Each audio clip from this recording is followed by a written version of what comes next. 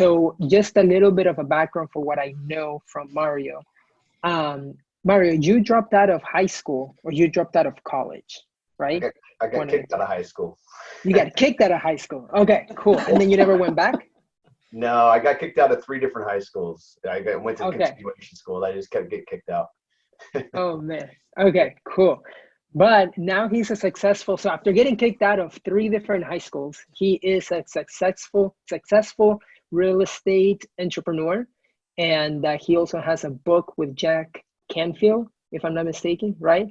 And he has spoken around the United States. He owns an appraisal company. He flips properties in the Bay Area. And I've always had amazing conversations with Mario. We both volunteer at the GoBundance Mastermind group where we connect with other members. So that also allows me to get more connections, right? So even I always tell people that you get what you put into it. So with the guys in GoBundance, we volunteer, we spend extra time to meet all the guys, and then we get to build connections so that I can bring them to you guys. So yeah, Mario, give us a little bit about what you do on your appraisal company, and also like how your year 2020 has gone, and how your portfolio is going. Sure. Yeah, absolutely. Yeah. So the background is pretty well on. I started working at a real young age, and I started working in construction. So my family's in construction. Started working full time at 14, actually. I guess I've always had that entrepreneurial spirit. It just didn't come out correctly when I was in high school. It came out as more like, don't tell me what to do sort of thing. But in retrospect, it's a good thing. And I'm sure a lot of you guys have it as well. If you didn't, you wouldn't be interested so much in real estate, or you wouldn't be interested so much in entrepreneurship. So that being said, I started my appraisal business at 21. I'm 38 now, so I've been doing it a little bit longer because I actually started doing it when I was 19. And I still own that business. Still, it's a great consistent income. And like anything else, once you've done it for long enough, it's kind of like cooking or tying your shoes. It's very easy.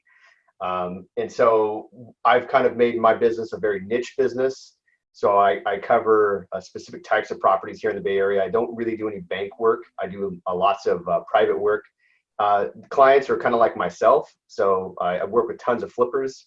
I work with tons of rehabbers. I do a lot of consulting work. So people hire me to come in, and basically they might already have partners, say on a flip or even a rental property. They bring me in on a consultant basis to basically speed up the process and speed up the learning curve. I've been flipping since 2009. My very first flip, we lost about $70,000 on it. So that was a great experience. And just be aware that in real estate, you can always lose money just as much as you can make money. And I say that not to discourage anybody, but I say that because it's honest and it's realistic. And you had somebody possibly told me that rather than always looking at the positive side, and maybe I would have been a little bit more careful. But that being said, that was my college tuition, if you will. And we all have to pay dues in some way, shape, or form. Sometimes we give away a lot of time. Sometimes we give away a lot of money. Sometimes we give away our health. It just depends on what it is. In that case, it happened to be money, probably some health. The money that I lost was actually none of my money. It was all of my uncle's money. So then I had to spend about 2 years paying them back. So that's always fun. But again, I learned a ton of lessons. I've lost only on one other deal that I've done, flip-wise. I don't quite know. I should take some time and go through and add them up, but I've probably flipped about 150 plus properties, something like that. The other property that I lost money on, I was a little too nice and partnered with somebody on and trusted all of their numbers, and I shouldn't have. We kind of fast tracked it because he was kind of stuck in the mud, and I felt bad because he was a friend, and I jumped in when I really shouldn't have. And so, another lesson learned. It's okay to be a nice guy, but at the same time, you have to constantly think about yourself. So it's an analogy that I'm sure you guys have heard that I'm constantly talking about. I tell my wife all the time when it comes to like babying my kids too much. It's like, the plane's going down, you got to put your oxygen mask on first before you put it on the person next to you. So it's the same kind of concept that I should have looked at myself first. I should have looked at my business first before I jumped in and just said, hey, I need to save my friend. And, you know, it's a natural instinct that we all want to do that. We all want to help our friends, our family and stuff like that. And we all want to hope that we can do something. But at the end of the day, numbers speak for themselves. And so paying close attention to the numbers, not being overly optimistic, I think is really key. Value-wise, obviously, this reason why you guys have me on here tonight is for the appraisal side. I think there's a lot to be learned on that side. And really, when it comes to real estate, depending on neighborhoods, like everything is different, right? So when you guys are evaluating properties yourselves, you guys are probably going on Zillow, I'm sure, Redfin, and a few of these other sites, right? Kind of going off of like their estimates and all that. When you can get good at getting those numbers yourself rather than trusting Zillow's value, that's when you have a lot more security, I should say, because at the end of the day, the ARV, you know, the after remodel value or the true market value or whatever, that's real key when it comes to whether it's flipping or even buying a rental property. You need to know like true market value. And I don't know about you guys, but here in the Bay Area, we have a big diversity of types of real estate. You can still buy real estate here in the Bay Area for probably the cheapest you can find here anymore is maybe like a condo in a bad area for like $300,000 or something like that.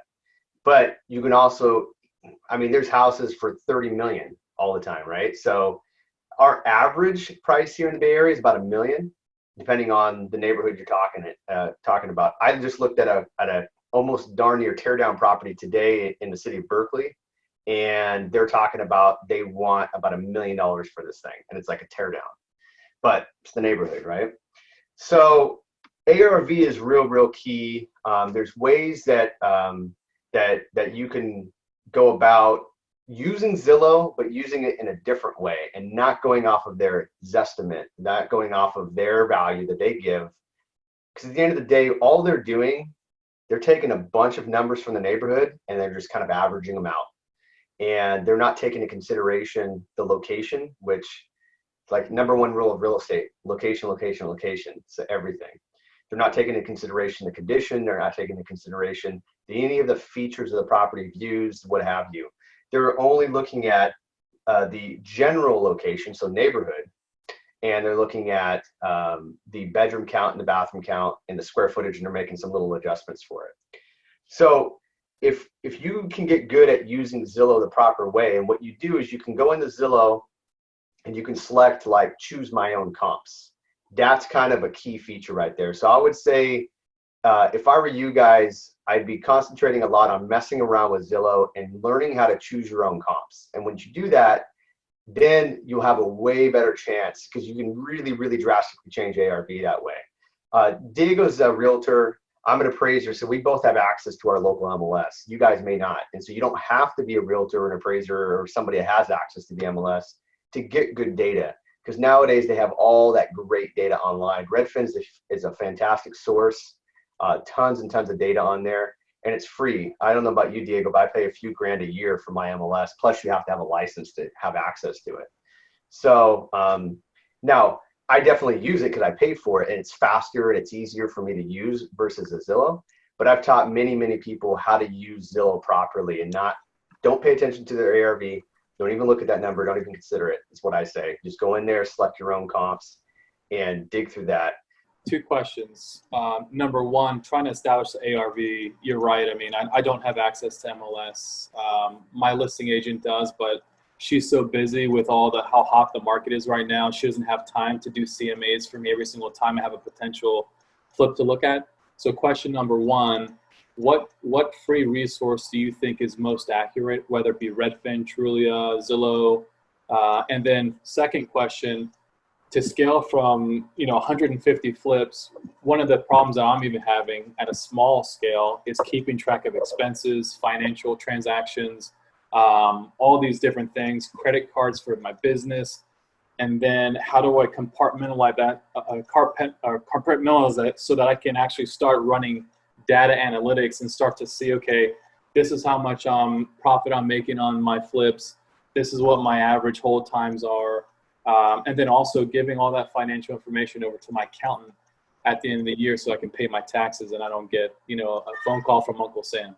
For sure. Now I've perfected my art, but in my own way, right? And so I think you got to let yourself off the hook a bit and say, I don't have to be a perfectionist at everything. That's one of the things I learned really the tough way. I tried to do everything myself, and hiring some good help that's good at that sort of stuff. So I'll tell you, for me to dive way back, had I known that there was people who like to stay in the office more and work in the office, I would have gotten somebody a long time ago. I thought everybody was like myself. I'm like, I hate being in the office. I want to be out in the field all day long.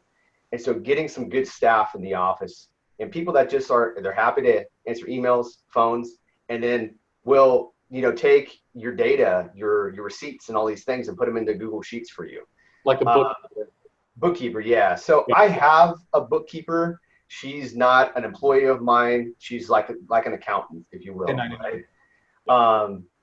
Nowadays, she's working for me a few times a week. It used to be like she used to work for me like once a month and go through and take all the accounts. So the way that I do my bookkeeping, I'll back up a little bit here.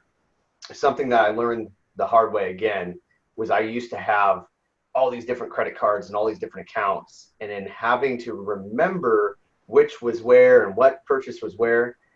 The easiest thing that I did was I start a checking account for every single property I own, whether it be a flip or a rental. So if you look at my Wells Fargo, I've got like 30 freaking accounts, right? and some of my accounts, dude, have like $5 in there because they're flips that I did like a year ago. But I keep them until my taxes are filed, just in case we still need to access those books. So that's pay the money. It's like $10 a month per account or whatever. It's so well worth it because everything is all done in one account. So every amount of funding that you get for that account, put it in that account. Every amount of expense has to come out of that account. So like I'll have my guys be at Home Depot, and they always, like, my guys are trained now. You call me, you call the secretary, or you call one of my lead guys. We have 3 credit cards that are floating around basically for a phone sale. Don't use your own card and try to get reimbursed. It's too confusing.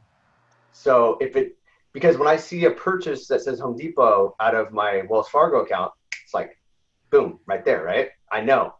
But when I see like a check to this person, but they've already gotten paid their hours, I'm like, well, what the hell is it for? Like, I don't know what I'm reimbursing for. So yeah, checking account for every single property, rental property, all of that. It's like, it's so simple and so easy, but yet like it took me years to learn that. So that's one thing. If you're going to have credit cards and all that, it's very difficult to do, but try to keep a credit card per property. It's really tough not to take that one credit card you have $100,000 line with and use it on 5 different properties. You can, but it makes bookkeeping a mess. And unless you have a memory of like an elephant, which I don't, I forget things like the next day. So that's why I have my bookkeeper come once a week, and a lot of times I don't even see her. She'll call me and she'll be like, hey, what is this? What is this? What is this? What is this? Because if it's beyond a week, dude, good luck. I'm not going to remember. I don't even know. What did you spend, $1,000 here for? I can't even tell you. I forget. Well, let me ask you this, Mario. So I'm not scaling up right now. Like I've only got one flip going on at a time. I'm kind of conservative. So I guess if I'm flipping that way and only doing one at a time, if I've paid off everything, then I can keep track of, my next flip. But if I start to scale up, I could definitely see the reason why I would have multiple cards. Yeah. I would still, whether you have one flip at a time going or not, I'd still highly recommend having a separate checking account for that flip. And even if you're going to take money out of a credit card, if you can get that money, like some credit cards will give you those checks that you can use with them. Yeah. You write a check out of that to that account, basically, so it's nice and clean, rather than just using that card for different purchases. Because you say you're doing one right now, but if I came to you tomorrow and I said, hey, man, I got this screaming deal, you probably are going to struggle to tell me no. You're going to find some kind of way. You're going to go talk to people. Hey, man, can we come up with this money and get it done? So I was the same way. I prefer to do one at a time, but it always happens. Like we're doing like 5 right now because it's like you can't say no. It's a good deal. And once you're in the business long enough, business finds you. And we market and we do that sort of stuff. I still do driving for dollars. I have my nephew actually training with me right now, and I've been teaching him the driving for dollars, and we're driving around looking for distressed properties. But quite honestly, man, my best deals come from networking. Comes from a phone call from somebody I've known for 15 years, who I've done business with multiple times, and it's like, hey, I got this off-market deal. Are you game? And so those are the ones, like you said, you want to do one at a time, but once you do it long enough, you'll meet other people who have a few bucks that you can throw in, or money you said you weren't going to use for real estate, you refinance your house or something like that, and it happens. So that's my recommendation.